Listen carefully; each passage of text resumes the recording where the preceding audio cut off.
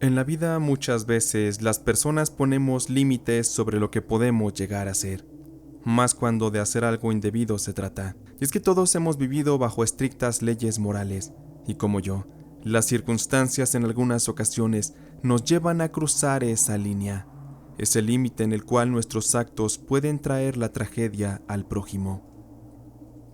El día que yo tomé la decisión de ir más allá, fue una noche que mi hija Alejandra me desafió por completo para fugarse con su novio, un tal Marcos, a quien yo en ese momento todavía no conocía. Mi hija se había encargado de ocultármelo porque, al ser ella una chiquilla de apenas 16 años, yo le había prohibido tener novio. Pero era muy difícil para mí controlarla, porque mi esposo Pedro murió 5 años atrás de ese día. Él me dejó sola con 3 hijos, y Alejandra era la mayor y la más rebelde de los 3.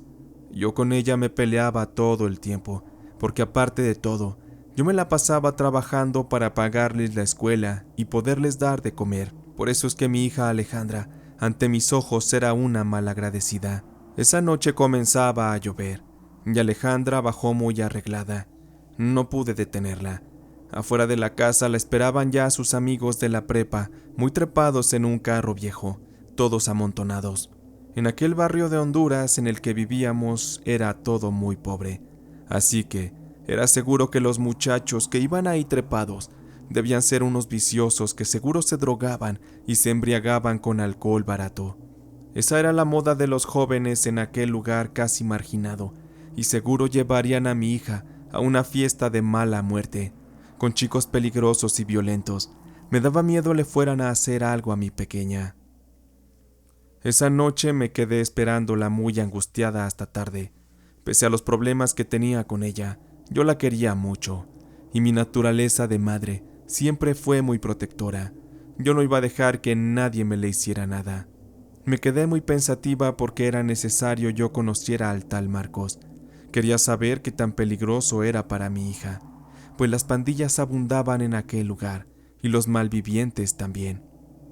Me dieron las 2 de la mañana, y el sueño me estaba venciendo, así que decidí subir a mi habitación para recostarme en lo que llegaba mi hija de la fiesta. Pero yo ya no podía, sentía que me quedaba dormida de cansancio. Y es que saber que me debía alistar a las 6 de la mañana me ponía histérica porque necesitaba mucho descansar. Pronto escuché unos ruidos de alguien que murmuraba cerca de la puerta de mi casa, así que despacito fui bajando para ver si agarraba a mi hija con aquel maldito mocoso del Marcos. Quería ponerlo en su lugar al hijo de la chingada, que ni siquiera tuvo huevos para ir a pedirme permiso de salir con mi hija. Eso hablaba de que no era más que un jodido cobarde. Cuando iba bajando las escaleras, vi la sombra de un par de chicos a través del cristal de la puerta, y después se echaron a correr. Escuché cómo se subieron a un carro que los esperaba en la esquina y se largaron. Eso me preocupó bastante, así que corrí a abrir la puerta. Oh, Dios mío, mi reacción al ver a mi hija tirada en el suelo, creí que estaba muerta, pero por fortuna al agacharme y revisarla, ella venía muy tomada y drogada. Estaba muy perdida, ni siquiera se pudo levantar. A como pude la llevé al sillón de la sala, la acosté y vi que bajo la falda no traía puesta la ropa interior. Seguro esos malditos animales me la habían abusado. Debió ser ese tal Marcos y sus amigos. Ese malnacido solo la quería para divertirse. Era un poco hombre, y sé que de seguir las cosas así, ese maldito terminaría haciéndole mucho daño a mi hija. Aproveché para revisarle el bolso a Alejandra. Dentro de este, encontré varias cosas personales, y me encontré también con una foto de ella, junto con el miserable de ese tal Marcos. Ahí me di cuenta que ese maldito para nada era un escuincle. Aquel ya era un hombre de más de 20 años, un bastardo aprovechado, que seguro conquistó a mi hija con promesas vacías. Y bien se le veía la pinta de delincuente hasta por los codos. Tenía tatuajes en los brazos y en parte de la cara también, y se la pasaba haciendo poses de maleante. Definitivamente yo tenía que encontrar la manera de separarlos, porque si esa noche él me la había llevado en ese estado a la casa, no me imagino qué le haría si algún día vivieran juntos. Entré en un dilema muy fuerte. No sabía a la perfección cuál sería la solución para separar a mi hija de ese tipo, pero comencé aconsejando a mi hija. Hablé con ella en repetidas ocasiones, pero no me hizo caso, ni era normal.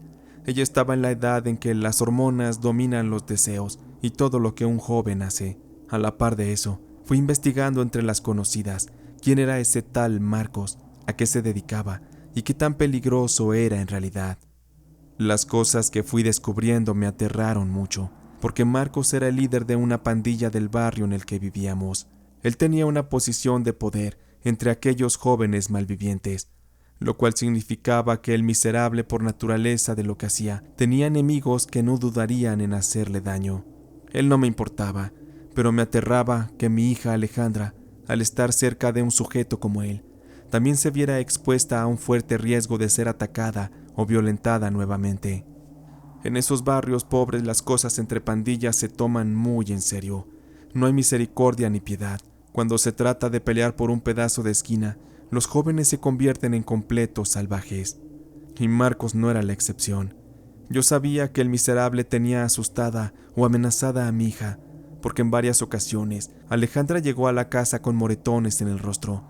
Ella nunca me quiso decir nada, pero yo estaba segura que Marcos la había golpeado. Me dolía en el alma que mi hija lo defendiera, y su argumento siempre era que se caía o que accidentalmente se pegaba en la cara. Yo no era nada pendeja, y eso no era lo peor. Mi hija se comenzó a volver adicta. En varias ocasiones le encontré droga.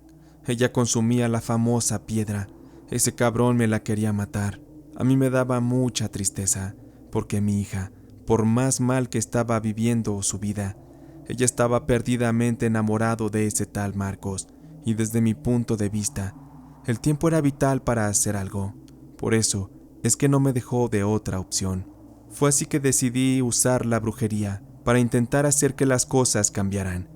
Admito que en el instante mismo que decidí recurrir a esas prácticas, no creía realmente del todo que eso pudiera funcionar, pero era una forma en la que no tendría que ensuciarme con sangre las manos para acabar con una vida. En mi familia, mi abuela Hortensia acostumbraba a hacer trabajos de brujería para quien tuviera el valor de hacerle un encargo. Ella no era conocida, porque nunca se dedicó abiertamente a la magia negra como negocio.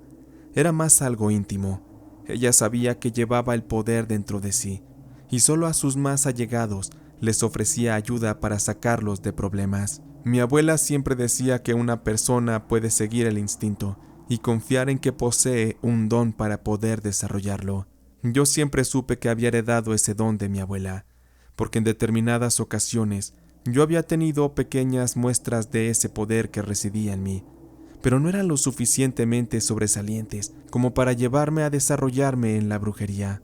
Confiada en que las cosas estarían a mi favor, me di un par de días para recolectar algunas cosas del tal Marcos. Yo me metía al cuarto de mi hija mientras ella se iba al colegio para buscarle entre la ropa, ya fuera cabello, fotografías, alguna prenda, en sí, todo lo que pudiera obtener de aquel miserable. Con esto yo fui armando un pequeño muñeco de tela, el cual rellené con pequeños trozos de una sudadera que Marcos le había dado a mi hija. Fui cosiendo todo aquello y mientras lo hacía, yo visualizaba que ese muñeco era una extensión de la vida de Marcos. Cada que yo metía la aguja en la tela, yo sabía que estaba tejiendo una conexión entre ambos, una conexión de muerte. Al final coloqué el muñeco sobre la mesa y le pegué en el rostro la fotografía del muchacho. Dejé caer sobre aquel algunos restos del cabello que encontré entre la ropa de mi hija. Hice un círculo alrededor del muñeco con velas y también coloqué algunos inciensos. Yo, sin ser experta y sin saber algún rezo especial o algo relacionado, lo que hice fue usar mi coraje, mi ira en contra del muchacho. Así pasé varios minutos haciendo peticiones a las fuerzas de oscuridad. Yo sabía que éstas habían estado presentes conmigo, porque en varias ocasiones, en ese momento, las velas se sacudían, aún en ausencia de viento en aquel lugar. Mi abuela siempre me decía que la fe era lo que nos daba el poder sobre todas las cosas, y que las emociones que sentíamos al momento de pedir algo eran la fuente más grande de poder.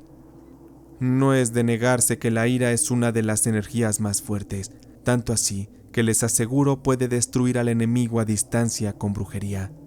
Y como yo sentía mucha ira contra ese muchacho, Yo estaba segura que todo iba a estar a mi favor y mi deseo de verlo morir se cumpliría. Al terminar de hacer mis peticiones, tomé el muñeco y con unas tijeras le corté un bracito, después el otro. Enseguida le corté las piernitas y al final descargué todo mi coraje cortándole la cabeza. Para darle un final más horrendo, le prendí fuego al muñeco y me quedé viéndolo arder y extinguirse. En ese instante sentí un éxtasis muy extraño, un placer, una liberación. Sabía que mi trabajo estaba completado y solo era cuestión de tiempo para que la magia actuara, y yo sería muy paciente para esperar aquellos resultados. Dejé que los días fueran pasando. Alejandra, como era de esperarse, al notar que le había yo tomado de sus cosas, hizo un escándalo que nos llevó a estar muchos días sin hablarnos. Ella estaba muy molesta conmigo, pero ni en el fondo de sus pensamientos ella se imaginaba que yo había hecho algo para ayudarla. Mi hija de pronto estaba muy triste, muy callada. Me sorprendía que no había salido a la calle y se le veía ansiosa, como angustiada. Ni siquiera quería ir a la escuela, porque durante casi una semana noté al regresar del trabajo que sus cosas del colegio estaban intactas. Yo no me atrevía a preguntarle qué pasaba, pero mi sentido de madre y mi intuición me hacían saber que algo muy feo estaba ocurriendo. No es novedad que en un barrio como ese, los chismes y las malas noticias no tardaban mucho en estar en boca de todos, y aunque mi hija no me quiso decir nada, por voz de una de mis vecinas, yo me enteré que había ocurrido algo horrible, y que por supuesto ya veía venir. Resulta que a orillas del barrio encontraron dentro de un hoyo junto a un río unas bolsas negras. Una señora que había ido a lavar fue quien las encontró, pero al notar la pestilencia que estas bolsas emanaban, llamó de inmediato a la policía. Cuando las autoridades llegaron, se encontraron con la escena del horror. Dentro de esas bolsas se encontraron 2 cadáveres, completamente mutilados. A las víctimas les habían cortado los brazos, las piernas, las cabezas, y las habían metido en esas bolsas para dejarlas abandonadas al olvido. Los cuerpos de aquellos muchachos fueron atacados y se deshicieron de ellos tal cual si fueran basura. Fue impactante enterarme de todo aquello, que no era algo tan fuera de lo normal. Esas cosas de violencia en estas zonas del mundo están a la orden del día, pero me sorprendió que, al tal Marcos, lo encontraron despedazado dentro de una de esas bolsas. Yo no sabía qué pensar, estaba confundida. No me cabía si aquello había sido obra de la casualidad, del destino, o de la brujería que yo le hice al novio de mi hija. Por fin, ese malnacido dejaría a mi hija en paz, y yo, aunque lamentaba su muerte de esa forma, me sentía tranquila y mucho más relajada. O eso al menos creía, porque un par de cosas más se avecinaban.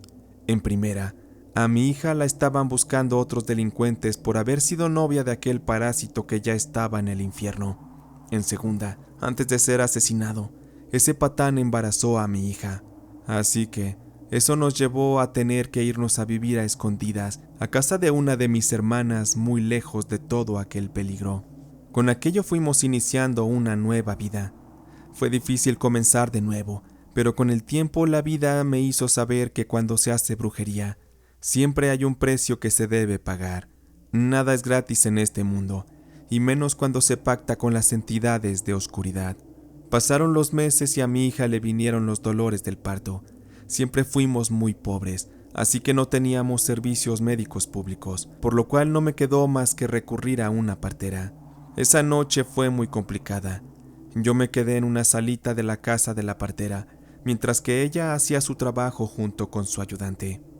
Se me retorcían los nervios, porque yo odiaba la idea de que mi hija fuera a tener un bebé de aquel bastardo. Pero de pronto, mi hija comenzó a gritar muy fuerte, y comencé también a escuchar mucho ajetreo dentro de la habitación donde la partera estaba ayudando a la criatura a venir a la vida. Afuera de la casa comenzó un aire horrible, que lo movía todo con violencia.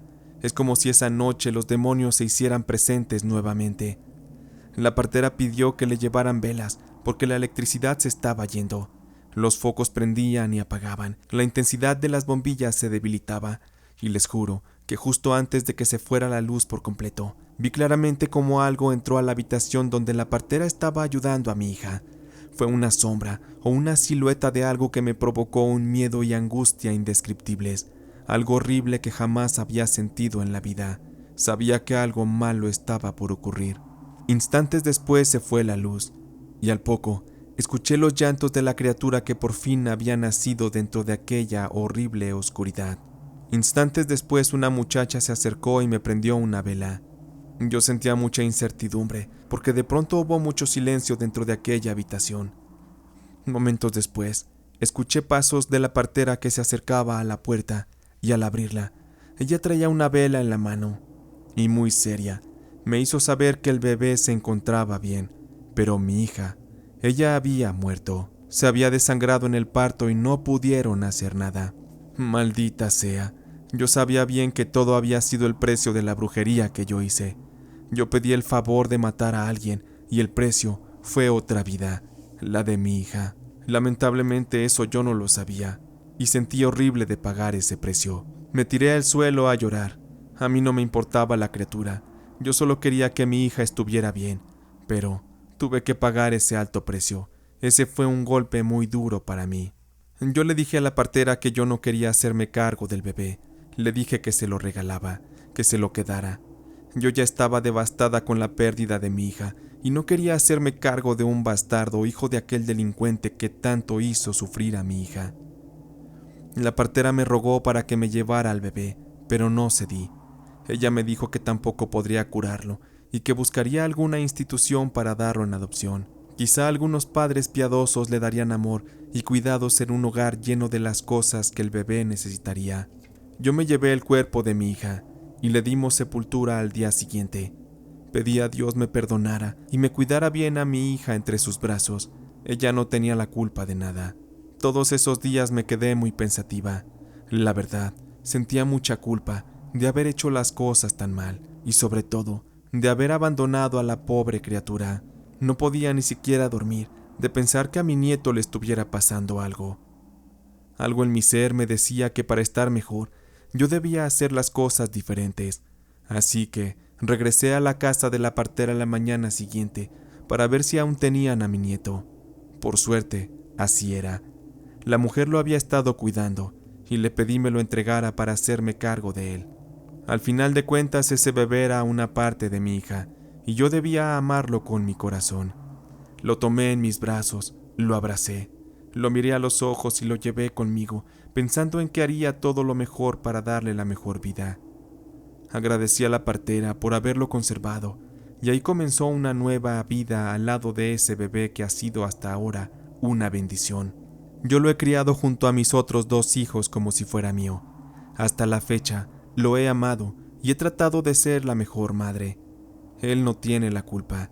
Me hubiera sentido muy mal de haberlo dejado a su suerte, expuesto al sufrimiento de la vida y de las circunstancias. Comprendí bien que para que alguien se vuelva una persona de bien, es necesario que haya crecido en un hogar lleno de amor, y ahora me tocaba a mí darle ese amor para que él fuera diferente de su padre. Mi pequeño Fernando hasta la fecha es un excelente niño, y no dudo que al crecer hará algo de bien, algo mejor de lo que hizo su padre y su madre, porque de eso me encargaré yo. A la fecha jamás he vuelto a usar la brujería. Ya no estoy dispuesta a pagar los altos precios de esas ayudas. Prefiero por mí misma afrontar la vida, sabiendo que si yo no puedo con algo, lo mejor es dejarlo en las manos de Dios.